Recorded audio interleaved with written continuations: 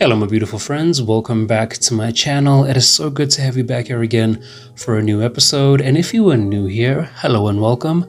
Why don't you stick around to see what kind of shocking but also very interesting true crime story I have for you today. And of course, please do subscribe to the channel. Now, before I get into the story, I have to give out a channel disclaimer, and that is my channel is not meant to show any disrespect towards the victims or the families of the victims that I talk about in these videos. The information that I share with my audience is simply just research taken from different sources of the internet and compiled into one video. And the main purpose of my channel is for educational and awareness purposes of the different types of crimes we face on a daily basis. And the content warning is that in this case, I will be talking about murder and kidnapping. So if you are sensitive to that kind of content, then viewer discretion is very much advised. And I am back. Wow, it feels like it's been forever since I sat over here to chill with you guys. And I have to say, I did miss you. I missed interacting with you in the comments. I missed working for you guys. But yeah, I am back now and I feel great, and I hope you guys do too. So for this case, I'm going to tell you guys about one of the most heart-wrenching stories you could ever think of. And the case does get frustrating, so please do prepare yourself for that. But sit back, relax, and let me tell you all about the horrific story of Leigh Matthews. Leigh Matthews was born on July 9th in 1983, and she lived in a family of 4 with her 2 parents, Rob and Sharon Matthews, as well as her older sister, Karen. And the family lived in a suburban town of Fourways in Johannesburg. It was said that Leigh was quite a caring person who always took the effort to show concern for other people when the situation called for it. However, she was also described as a very high-spirited woman. And even though her family was financially well off, they were known as very modest people.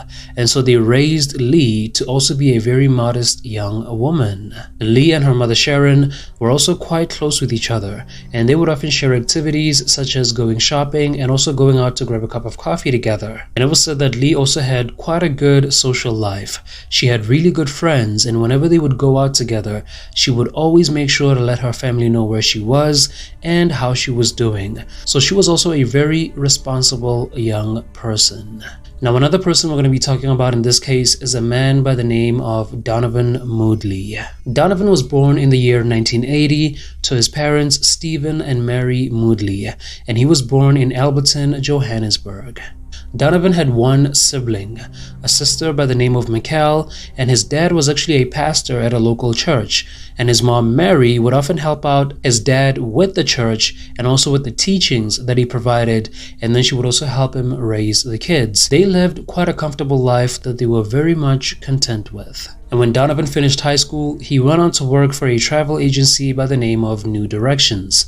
And he was there for 3 years until he decided to leave when he was suspected of committing fraud. Donovan was also known as a professional pool player, and it seemed like he took this very seriously because he would often compete in a lot of competitions across South Africa. And as he took part in this activity, he and a friend of his decided to become business partners and open up a new business of operating pool tables across Alberton and South Lenasia. When Donovan was 24 years old, he decided to go study at the Bond University, but it didn't seem like he was quite passionate about his studies or even committed to them, because in just a few months he started submitting incomplete work as well as blank test and exam papers. Then on July 9th in 2004, it was Leigh Matthews' 21st birthday, and Donovan had set his sights on her at a parking lot on the university grounds. Now, Donovan had actually taken notice of Leigh from a lot of the classes that they had together,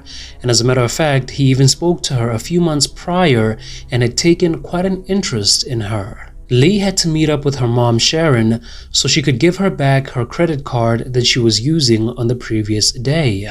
And they decided they were going to meet up at 10 a.m. on that day of July 9th in 2004. So while Leigh was waiting for her mom to arrive in the parking lot, she had no idea that Donovan Moodley was stalking her from a distance, waiting for the opportunity to approach her.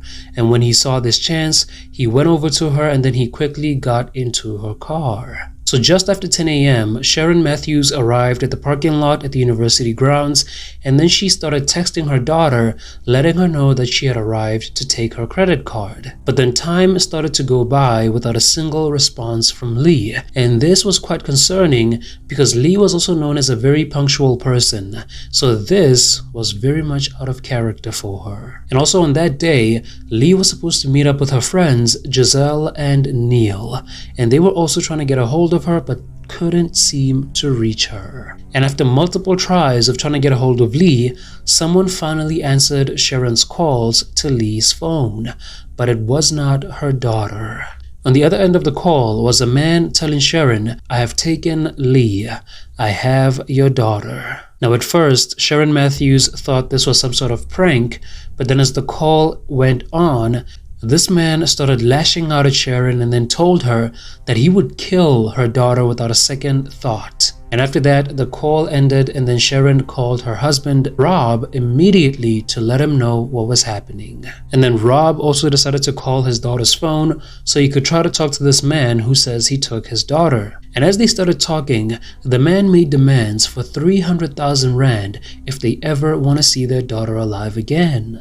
And this man told Rob Matthews that he was from Libya and he had done this sort of thing before and he was a professional at it. Rob Matthews decided to leave work immediately as fast as he could, and he went to 2 banks so he could withdraw this money. First, he went to the Standard Bank in Sandton and withdrew 200,000 rand, and then he went to another bank in Cresta and then withdrew another 100,000 rand. And then after this, he decided to go to a firm of private detectives since the kidnapper told him that he better not try to get the police involved in this, otherwise his daughter would die. So as he was seeking advice from the private detectives, they told him that he had to contact the police anyway, against the wishes of the kidnapper. Once Rob got a hold of the police, a superintendent by the name of Dion Shkapez told him to tell the kidnapper that he was only able to withdraw 50,000 of that money. And that is exactly what Rob Matthews did. And Sharon Matthews tried again to contact her daughter, and this time it was actually her daughter on the other end of the call, and she sounded very distraught and also very traumatized by everything that was happening. And then Rob started talking to the kidnapper again, and he was given the instruction to go meet up with the kidnapper to drop off the 50,000 rand at 8 p.m. near the Grasmere Toll Plaza to meet up with this man and give him the money. And then on his way to the meetup location, Rob actually had a police officer hiding at the back of his car.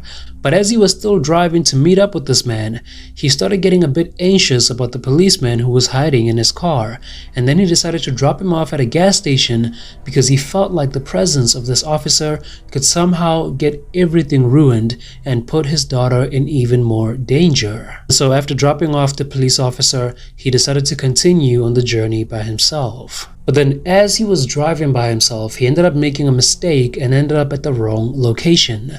Now this obviously meant that he was going to be late to meet up with the kidnapper.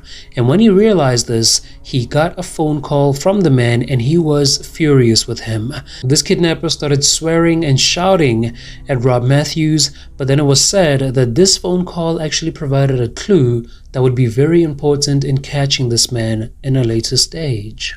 Then after getting very angry with Rob Matthews, the kidnapper told him to turn around and then go pull over by the Eikenhof flyover. Once he got there, he had to flash his lights 3 times as a signal to the man. And once Rob did that, the kidnapper then approached his car. Then Rob gave him an envelope that had the 50,000 rand that he demanded from him. And then after he took the money, he told Rob Matthews to drive off. And now that the money had been given to the kidnapper, Rob Matthews had hopes that he would get to see his daughter alive again. He thought that all he had to wait for now was a phone call telling him where his daughter had been dropped off.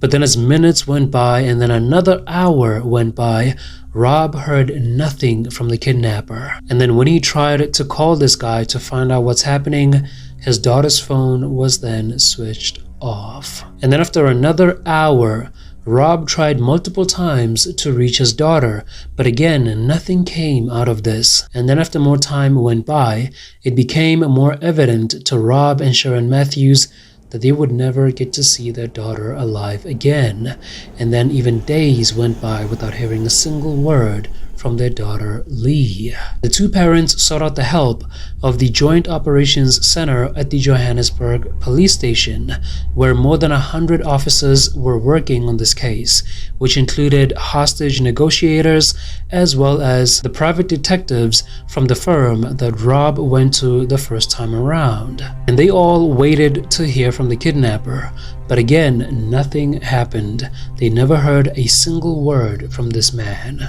And on the next day, the Matthews family held a press conference to let people know about what happened to their daughter so they could try to help them in finding and bringing back Leigh home. Sharon even pleaded with the man who took her daughter and said that she only wanted to have her daughter back home, so she pleaded with him to just bring her back to her family. A 24-hour hotline was then set up for any information regarding the disappearance of Leigh Matthews, and a website was also created for the purpose of trying to find her.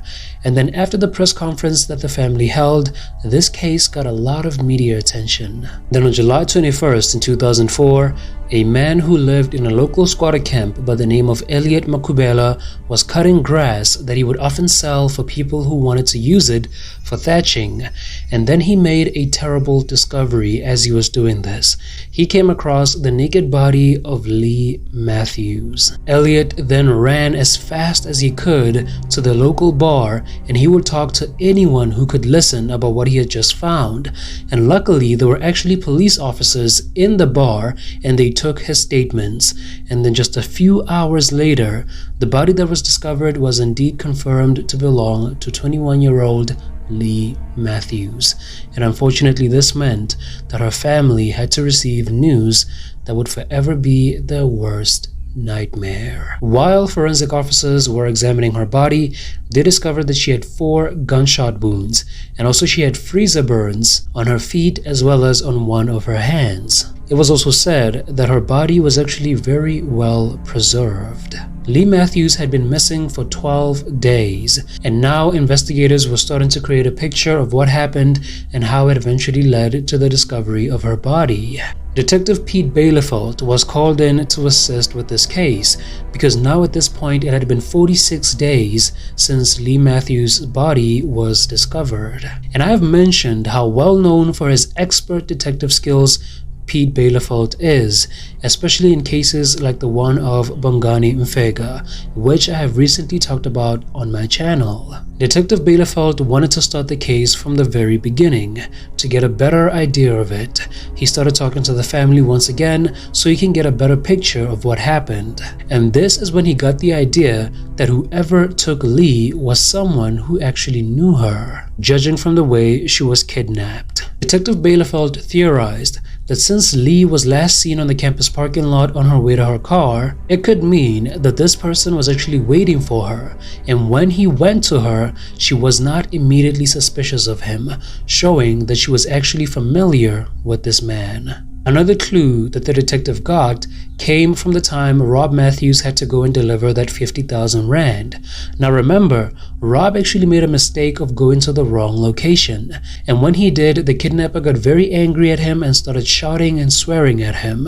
It was said that even though he tried to disguise his voice and accent, it actually came out during that moment of anger, and it was discovered that this man actually spoke in an Indian accent. So now with the lead that this kidnapper most likely knew Leigh Matthews and kidnapped her on the campus grounds, Detective Pete Baileyfelt decided to go through the university database to look for students who had an Indian surname, and that is when he came across the name of Donovan Moodley. When the detective looked into the information of Donovan Moodley, he found out that 1 month after Leigh Matthews was kidnapped, he actually told the university that he was dropping out of school. Then the next thing that was discovered was that Donovan Moodley had a registered 9mm Taurus pistol, and it was discovered that this was the same gun that actually shot Leigh Matthews. Then after this, he decided to obtain Donovan Moodley's bank statements as well, and he found out that on the 15th of July in 2004, Donovan made a deposit into his bank account of 15,000 rand. Then on July 27th, he made another deposit of 17,000 rand, and then again on the same day, another deposit of 7,000 rand, bringing the total to 39,000 rand. Now, a lot of other purchases were made by Donovan Moodley, including designer shoes, various health products, as well as a lot of fast foods.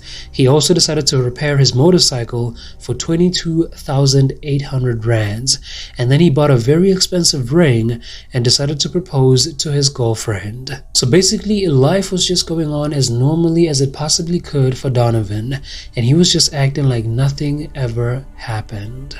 When Leigh's car was searched by investigators, they actually discovered fingerprints that were found on a lottery ticket. And then the very same fingerprints were found on a duct tape that was discovered next to her body. And all of this evidence was starting to lead to Donovan Moodley. But now Detective Pete Bielefeld was starting to believe that there could have been more people than just Donovan himself involved in this crime. And he got this hunch because on the day of Leigh's kidnapping, Donovan made a couple of calls to his friends and his girlfriend. And then shortly after he spoke to his girlfriend, she left work without saying anything to anyone, and she was tracked by her phone records that she actually went to South Lenasia, which is very close to where Leigh's body was found. Donovan's phone records also showed that he was in contact with his business partner and his sister's boyfriend. And when Leigh's body was found, remember, it was still in very good condition. As a matter of fact, her hair was still clean and there wasn't even any dirt under her fingernails. And it was also discovered that rigor mortis hadn't even set in yet. And for those of you who may not know, rigor mortis is the process whereby a dead body's muscles become stiff due to chemical changes that occur. And it normally starts 2 to 3 hours after death. And even though her body was found 12 days after her kidnapping, it was concluded that Leigh was actually killed on the very first day she got kidnapped. And that was when rigor mortis was supposed to set in 2 to 3 hours after she died, but it only set in after 6 hours after she got dumped in Walkerville. And so since her body was not as decomposed as it was supposed to be, this suggested that she had to have been stored in cooling conditions such as a freezer until the day she was eventually dumped in Walkerville. Therefore, she had to have been stored in a mortuary where environmental conditions could not speed up her process of decomposition. After making this conclusion, it was discovered that Donovan had a friend who owned a mortuary just 15 kilometers away from where Leigh's body was found. So all of this information made Pete Bielefeld believe that there was no way that Donovan Moodley was working alone in this. However, when they looked into the mortuary, there was no evidence that was ever found of this. But the weirdest thing is that as Detective Bielefeld was still looking into this lead of the mortuary just suddenly decided to close down. Now, if you ask me, that is quite suspicious. Then on October 4th in 2004, Donovan Moodley was finally arrested on his way to his parents' house from the gym. And then once he was put in a holding cell, that is when he started to crack. He decided that he was going to confess everything to Detective Bielefeld. However, he was not going to tell him the whole truth. Now, according to Donovan, he asked Leigh to give him a ride and she agreed. So as they were in the car driving out of the campus, that's when he decided to pull out a gun on her and then made sure she drives to the local park. And then when they got to the park, he told her to get out of the car and then he tied her up, and that's when he put her back inside the car. And then after that, they drove back to the campus. And once they got back to campus, he then put her in his car, which was also parked in the same parking lot, and then he drove off with her. And then he also said that's when he took her to where her body was found, and when they got there, he tried to talk to her for a little bit about her birthday. And then after that, he told her to get out of the car and take her clothes off. And then when Leigh turned away from him so she could cover herself up with the blanket that he gave her, that is when he decided to pull the trigger and then he shot her.